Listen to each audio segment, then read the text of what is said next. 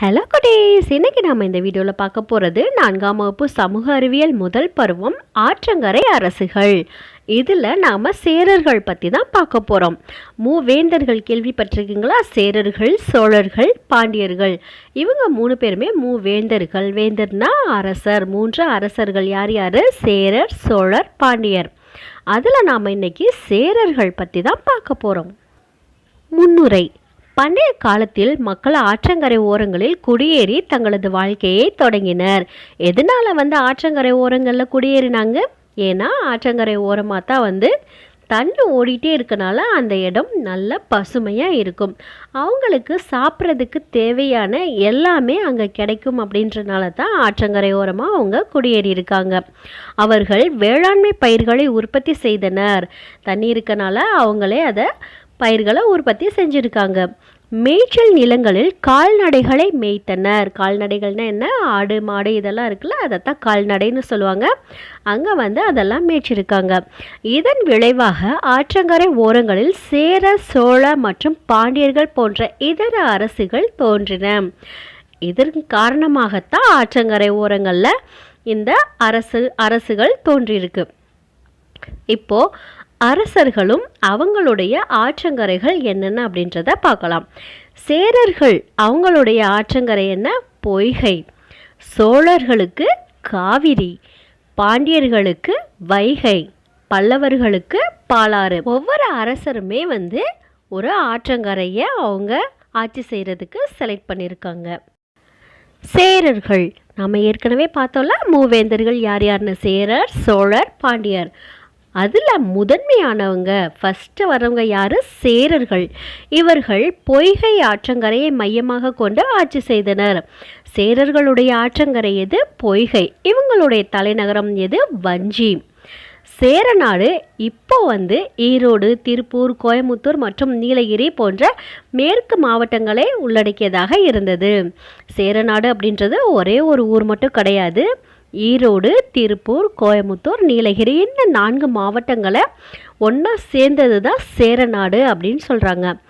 கேரளாவும் சேரநாட்டின் ஒரு பகுதியாக இருந்தது. இதில் கேரளாவும் சேரநாட்டு கூட ஒரு பகுதியாக தான் இருந்திருக்கு. பெரும்பாலான சேரநாட்டு பகுதிகள் உயரமான மலைகளால் சூழப்பட்டிருந்தன. மலைப்பகுதிகள் இருக்குல்ல, அங்கே தான் சேரநாடு அமைஞ்சிருந்திருக்கு. சேரர்களில் மிகவும் புகழ்பெற்ற அரசர்கள் 2 பேர்.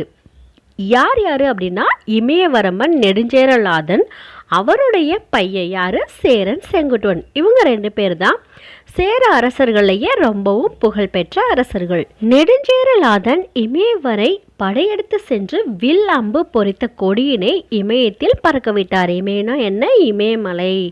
நெடுஞ்சேரலாதன் இருந்தார்ல, அவர் இமயமலை வரை போய் அவருடைய கொடி என்ன? வில் அம்பு தான் அவருடைய கொடி. அங்கே போய் பறக்க விட்டுருக்காரு.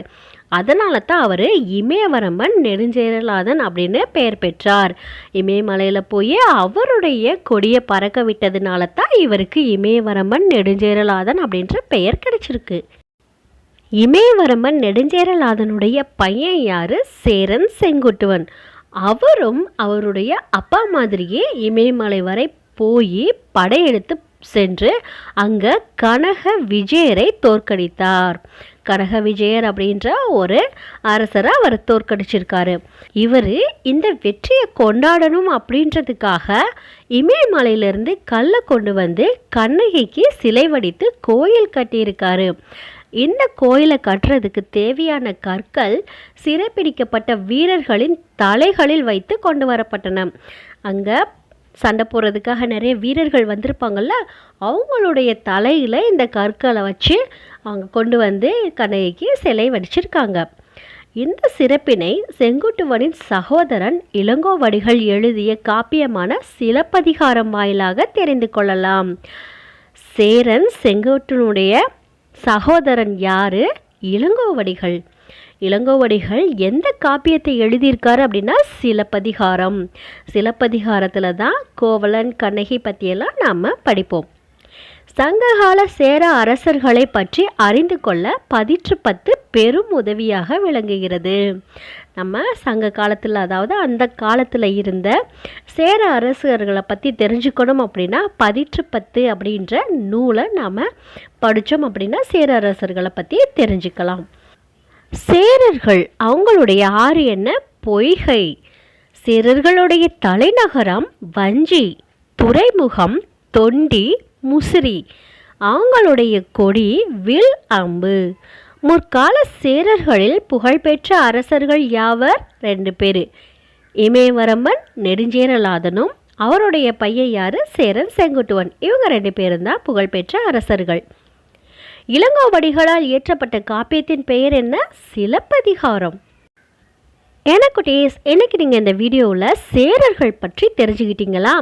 சேரர்கள் பற்றியும் அவர்களுடைய புகழை பற்றியும் அவர்கள் என்னென்ன பண்ணியிருக்காங்க அப்படின்றத பற்றியும் நீங்கள் இந்த வீடியோவில் தெரிஞ்சிருப்பீங்க. இந்த வீடியோ கண்டிப்பாக உங்களுக்கு ரொம்பவும் பயனுள்ளதாகவே இருந்திருக்கும் நம்புகிறேன். இதே போல் இன்னும் பயனுள்ள இன்ட்ரெஸ்டிங்கான வீடியோஸ் உங்களுக்கு வேணும் அப்படின்னா மறக்காமல் சப்ஸ்கிரைப் பண்ணுங்கள். நன்றி.